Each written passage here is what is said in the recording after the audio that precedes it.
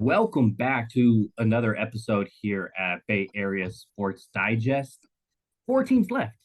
Your 49ers are one of them. And we're one game away from the big dance, just one freaking win away from the big dance. And why is that huge? Just besides the 49ers, Akash and I will be there. We will be at the Super Bowl live coverage during the media week. So it's going to be a fantastic night. We're going to have some key interviews coming through because we're going to have our own little setup there at Radio Row. So definitely a lot of personalities coming through other than Akash and I, and it's going to be fantastic. I'm excited. You ready? I'm super pumped, man. I can't wait. Just fingers crossed that the Niners are Oh one of my, the teams in the Super Bowl. oh yeah, oh my gosh, content would be up by millions. Buy some stock now, and then we'll see where we go. So let's go ahead and jump into it. NFC Championship here, 49ers hosting the Detroit Lions. And let's look at the defensive side of the ball first, because I think that's a key piece if the 49ers want to move on to the next round. It was honestly a key piece on why they beat the hot Green Bay Packers with those two Drake Greenlaw turnovers, fourth down stop, was able to stop momentum to make the field goal long enough for Carlson to miss. So what's your X factor on that side of the ball? What's something that you got to see the 49ers do well? I think it's pretty simple. I think this game falls on Brock Purdy's shoulders. I think the Lions' pass defense has been their Achilles heel all season long. Their bottom three unit, regardless of what kind of advanced nerd metric you take. I mean, let's just run through some basic stats of what they've given up to opposing wide receivers in the last five or six games. Let me pull this up. So Mike Evans, 8 for 147, a touchdown. Puka Nacua, 9 for 181, a touchdown. Justin Jefferson, 12 for 192 and a touchdown. CeeDee Lamb, 13, 227 and a touchdown. And then Justin Jefferson, 6 for 141 and a touchdown. So they've had no business covering opposing wide receivers, especially ones that are really good. And so I think the X factor here is Brandon Ayuk against those outside corners, whether that's Cam Sutton or Kindle Vildor, which I swear to God thought was a made up name when I was looking at the Lions depth chart. But if you look at those guys' PFF grades coverage wise this season, they're bottom 20, I would say, in the NFL. I think they were both like in the hundreds out of all cornerbacks in the NFL that qualify. So I imagine this is a game where Kyle Shanahan feels confident airing it out. There's no rain. Brock Purdy should have no issue gripping it. And I think Brandon Ayuk against those outside corners is the X factor. I think he wins often. I think there's going to be some big plays that open up as a result, and it's going to be an explosive passing day. And I think Brandon Ayuk's he's gonna have a big game, I think. So daily fantasy, put all the chips on Brandon Hit all Ayuk. those props. Like he should be your captain on daily fantasy when you create your team. 100%. 100%. That's fair. So you're looking at the pass game. I'm looking at the run game for the 49ers. 49ers, when they have ran for at least 115 yards in every single game besides four. Can you guess what those four are? No, it's fine. I'm gonna guess it's the four losses. Browns, Vikings, Bengals, and Packers. All four games, Debo did not finish healthy or didn't suit up. So that's my X factor. And like Leo, why the hell are you talking about 115 yards? Like that's so random. Yeah. Well, the Lions have gave up 115 yards to the opposing offense in only three games this year. What are those three games?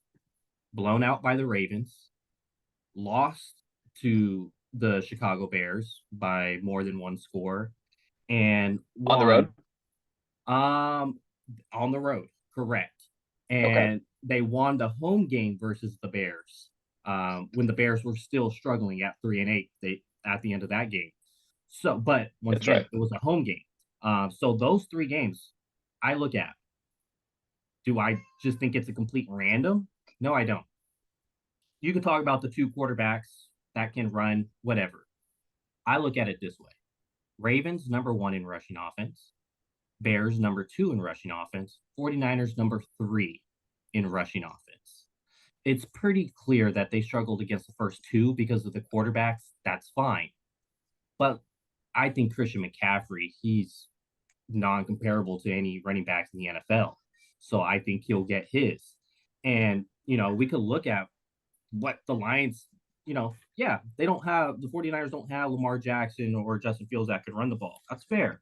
But what have the Lions given up to the opposing running backs in the playoffs? The last 2 weeks, most recently. Okay. To the Rams running backs, 5.69 per carry on 13 carries. Or excuse me, that was to the Buccaneers running backs. 5.69 yards per carry, only 13 carries. The Rams was 4.37. Did I say that right? 4.37 on 16 carries. Kyren Williams was 4.69 per carry, almost 5 yards a clip. So that's where I'm at with the 49ers. You're the third rushing offense in the league for a reason. Lions obviously struggled in their matchups when they give up 115 yards, 1-2 record, and the only one win was at home versus a struggling Bears team at the moment. So that's my X factor when I'm looking at the 49ers offense versus this Lions defense. Now give me the matchup that you're I like that. I like that X factor actually, and just to add on to that, I think the Lions they have a really good run defense, like you pointed out, but they struggle defending inside and outside zone, and that seems to be the 49ers' bread and butter plays. So I wonder if this is sneaky a matchup where the 49ers are actually able to take advantage.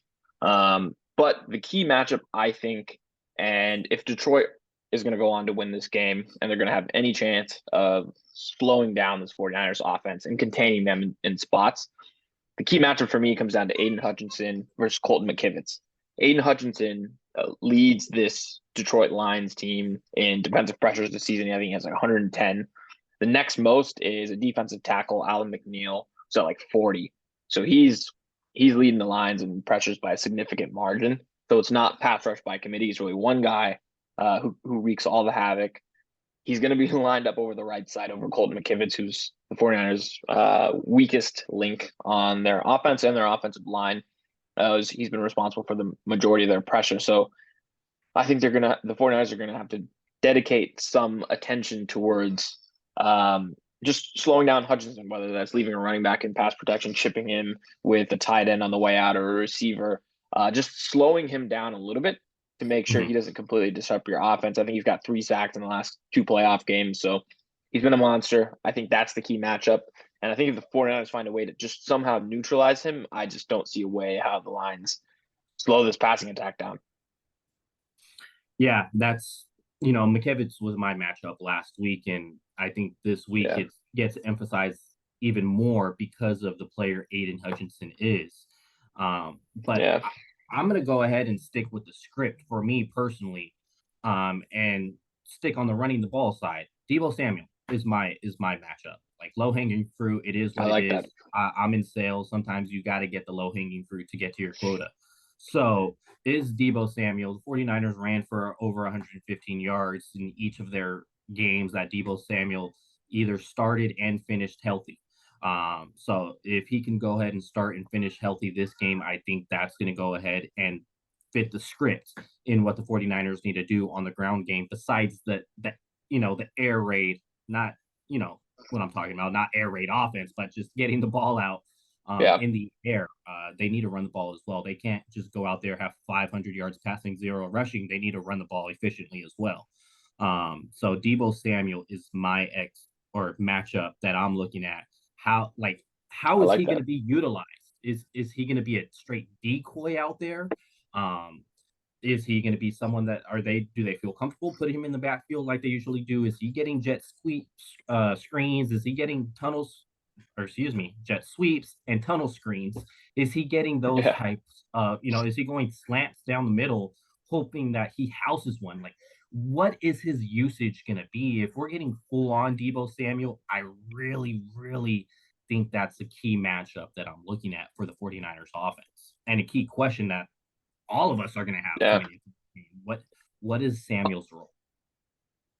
100%. And it certainly looks like he's trending towards playing, right? He's practiced the last couple of days in some sort of fashion. We're recording this on Friday afternoon, so we'll get an idea from Kyle Shanahan later this afternoon what his exact game status is, but it certainly looks like he's going to play. Big question is obviously that, doesn't look like they've had much contact at practice. So what happens when he takes a hit? Is that shoulder going to hold up, right?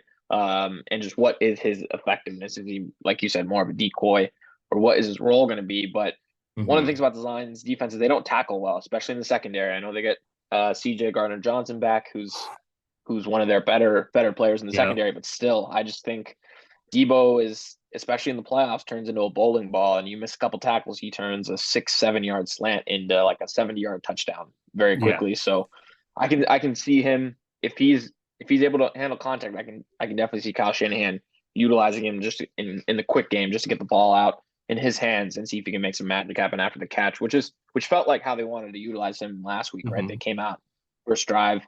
I think the first play or first pass went to Deebo Samuel, which is the one that he got hurt on. So I'd expect him, if he's healthy and the shoulder's feeling good, to be involved in that quick game, just to be able to catch a lot of like short area passes, just like you mentioned, right? Tunnel screens, sweeps, slants, anything short area that he can then turn into a bigger play, just because I don't think those Lions defensive backs want any part of tackling Deebo Samuel.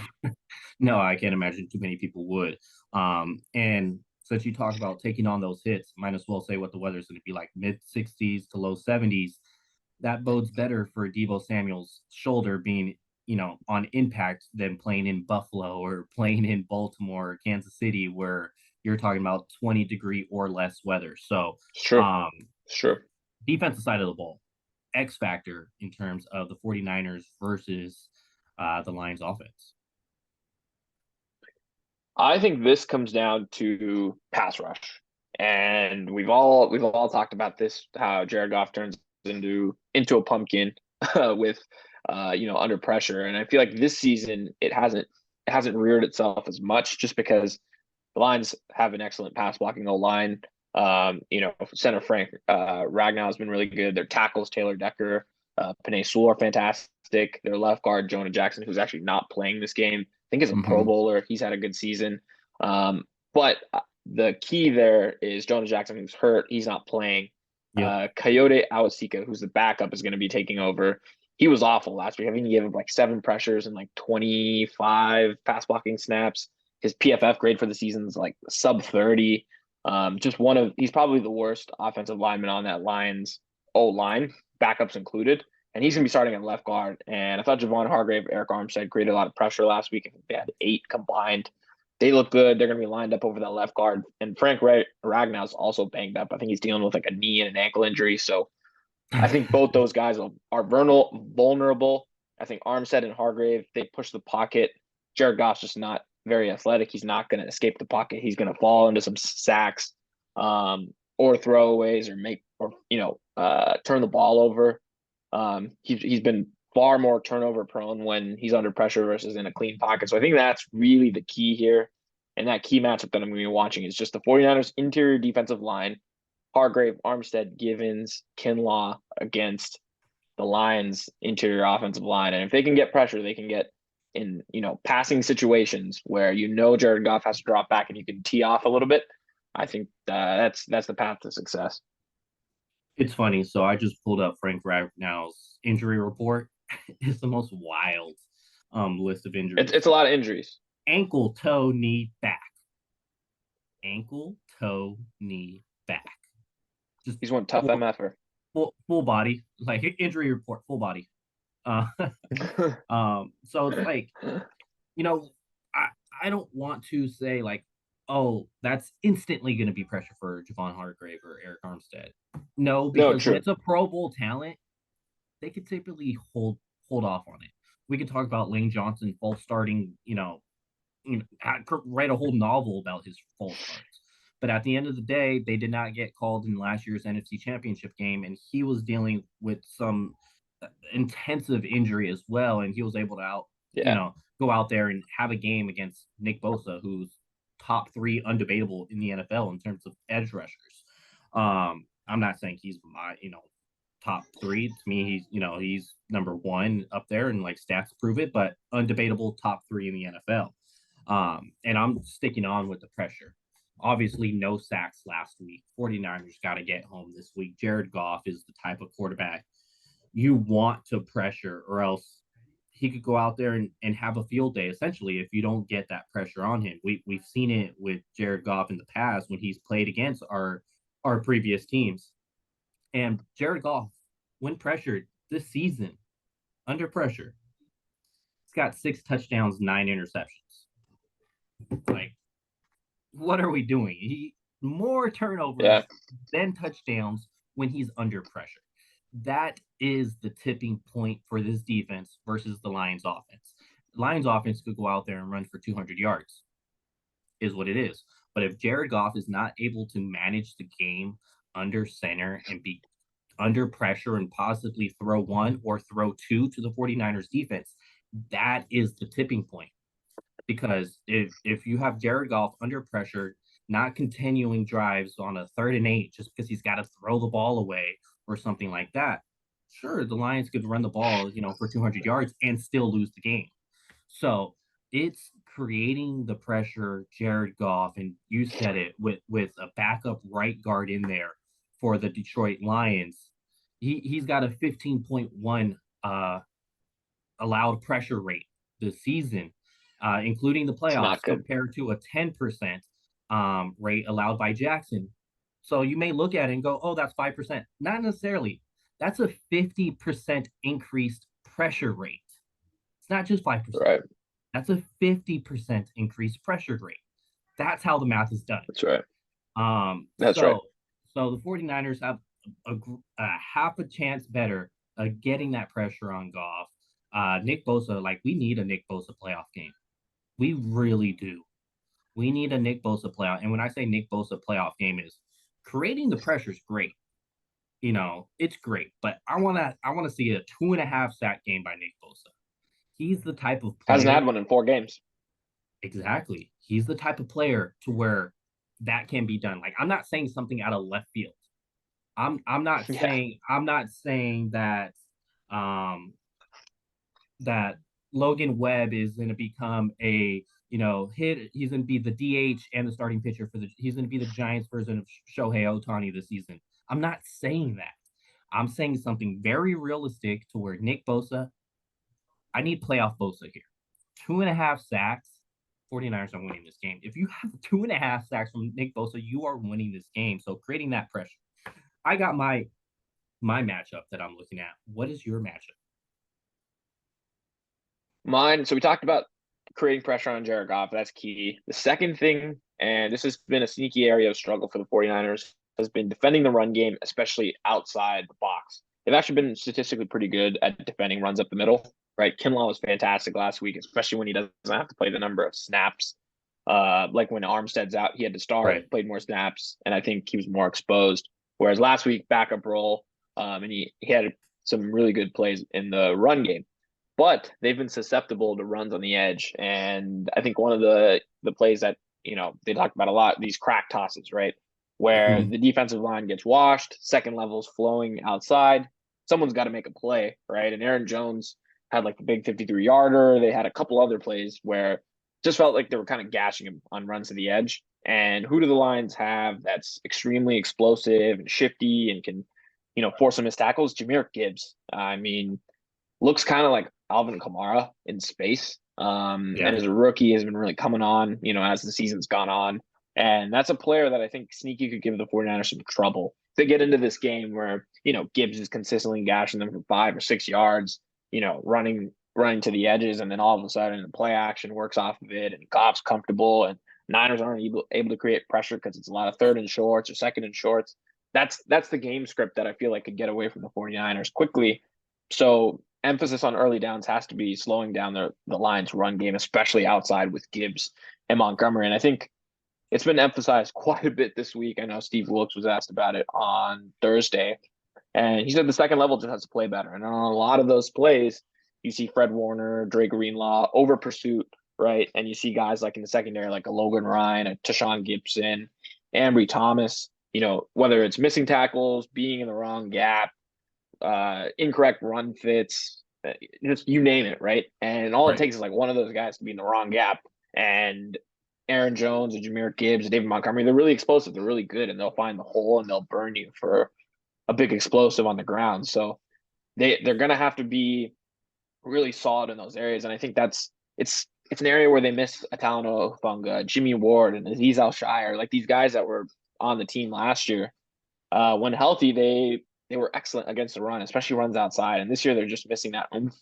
And I wonder if someone like Jair Brown, gets some playing time because of his aggressiveness and his ability to make plays in the run game. I wonder if he steps in and plays over Logan Ryan, who had a couple whiffs. But my key matchup here is you got to stop Gibbs and Montgomery, the running backs for the Lions, on early downs, force Goff into passing situations, and then you can tee off a little bit. But that's got to be the key. If they start getting the run game working, you might see a repeat of last week early on, where the Packers were just able to get into good scripts for Jordan Love to execute. Yeah, that's fair. Those crack blocks, it was really a burner for the 49ers defense, and the Lions have someone who's willing to crack down on those in St. Brown. He's a tough player. Don't Right. matter what his size is. The dude's strong. For one, and Right. he's Right at Chase Young. Yeah. My matchup that I'm looking at, it's the elephant in the room after last week. It's Ambry Thomas. The 49ers could go ahead and create the pressure this week that they didn't do so much last week. But Jared Goff is someone that we've seen is willing to throw the ball down the field. He's very willing if that's what the defense gives him. So if you create the pressure, but you got guys that can run downfield, like a Josh Reynolds, like a Jameson Williams, they have the guys that can go downfield. So if Ambry Thomas doesn't locate the football and starts grabbing like he does last week, I think that could be very troublesome for this defense, because you could do everything right. One little jersey tug on a double move, or you just purely got beat, could kill you on that drive. So my matchup is Ambry Thomas. If they get confident Ambry Thomas, that's different. If you get confident Ambry Thomas in this game, the Lions are in trouble. But if you get the Ambry Thomas that can't locate the football and starts grabbing, that's going to make it tougher for this defense to limit the drives that the Lions are going to put together. So I'm not saying Ambry Thomas has to go out there and be Mooney Ward. He doesn't have to go out there and be Diamador Lenore. But if he just goes out there and be the Ambry Thomas that we've seen him be for chunks of the season, 49ers are in great territory at that point. So let's go ahead and jump into it. Final score. What do you got? I've got the 49ers winning. It's pretty simple. I think they know what's at stake. They've lost 2 NFC Championship games back-to-back years. It's largely the same team. They're at home. I thought they played like a C game last week and still pulled it out. Yeah. So I think internally they feel pretty good. Like, hey, we didn't have our best stuff last week. Purdy didn't play well except for like the last drive or two. Largely the defense had just a ton of mistakes, right? They were slipping all over the field. The penalties from Ambry Thomas. Really the difference there was some red zone stops early and then the turnovers by Dre Greenlaw. So they're probably looking at it like, man, we played probably as bad as a game they've played in the last like couple months, and somehow we were able to pull away with a win. We're in the spot again. These opportunities just don't come that often. They're 7-point favorites at home for a reason. The talent gap isn't that wide, but I think the 49ers do have a better roster. I just think they come out with a sense of urgency. They have a good game plan in place. It's not raining. I think Purdy has a better game. And I feel like when Purdy's dialed and that offense is moving, it starts to snowball fast, just because 49ers get on top of you. And then all of a sudden it's a negative game script for the other team, right? Lions just can't sit there and run the ball. All of a sudden it turns into Jared Goff dropping back. You start to create a little pressure. It creates a turnover. And the next thing you know, it just starts to snowball quicker than you. And feels like every time this season the 49ers have been doubted just a little bit, right? You're like, oh, they haven't played well. Oh, Purdy looks a little off. Is the moment a little too big for him? Or, Kyle Shanahan looks a little lost, or whatever the case is. They come back the next week and, they bring their A game and they usually rout the team. So I like that. I like them winning big here. I think they win. I think they win by a touchdown. I think they win like 31-23. I think they should be able to move the ball on this defense. I think the Lions team reminds me a lot of the Green Bay team with maybe a little bit more star power and a quarterback that isn't as explosive. And I think that's ultimately the difference in this game. I think Goff makes some mistakes. Purdy hasn't thrown a pick in the playoffs. He continues that streak, and they just win. They move on to the Super Bowl. Yeah, I love how you broke that down there before you gave the score. Um, I think a lot of people, especially 49er fans, look at Kyle Shanahan even after last game. He's very conservative, doesn't put his foot on the gas at He all is. times. Sometimes he stops a mile before he gets to the red light. Um, that's Kyle Yeah. Shanahan, how he's known sometimes. Um, but I think this is one of those games where Dan Campbell, no one's talking. They're negatively about his aggressiveness because it tend to work out in the regular season for him. I Yeah. think this is one of those games where Dan Campbell is overly aggressive and it comes back to bite him in the end. And first time he's ever been in this moment. It could be a learning curve for the future of his head coaching career, but I think Dan Campbell isn't be aggressive in some type of way, whether it's go for it on fourth down when he shouldn't have. He's in scoring range, able to kick a field goal to either tie the game or give like a 2 point lead, whatever it may be at a certain time of the game. I could see him going for it, and then they don't convert. I think some of this aggressiveness for Dan Campbell, like keep in mind, this is because of who he's matching up against. I'm not just saying it as a 49ers fan. I'm saying it because the 49ers are a really good team. And you could get away with some of that Ron Rivera, say Riverboat Ron situations against lesser teams.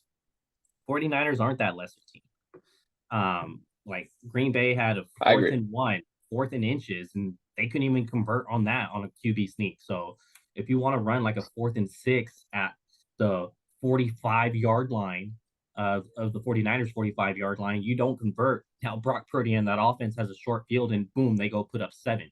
I think I think there's going to be a situation in this game where you say, Dan Campbell, why did you go for it there? Why did you do that? And I got the 49ers winning because of that. My game is it's close. I got the Lions covering here because I do think that 49ers will be challenged in a way just because of how the Lions are built. They have a all-pro receiver. They have a future all-pro running back in Jahmyr Gibbs or Pro Bowl running back in Jahmyr Gibbs. Um, Jared Goff, if the 49ers pressure doesn't come home once again, he's the guy that could sit there and pass. So there's a lot of variables in this game. I got the 49ers winning 30-28. That's closer than I'd like it, but Oh, it's still a win, so we'll 100%. But take it. it's like that's just the score I put together. It could be like a 30 to 21 game and Goff gets a touchdown with like 30 Backdoor seconds cover. left. Yeah, Exactly. sure. So backdoor cover, whatever it is, I got the 49ers winning here by 2. So Akash, I let like the that. people I know like where that. they can follow you. At Twitter, at AKASHANAV. Super pumped. We are excited to be bringing this content on a weekly basis. We'll be there next week in Las Vegas, hopefully, and just slinging more content. So, yeah, man, just excited. Where can we find you? Yeah, Leo Luna 93. Make sure you subscribe, comment. Come on, guys, comment your score predictions here below. And once again, whether win or lose, we'll see you in Las Vegas. Talk to you soon.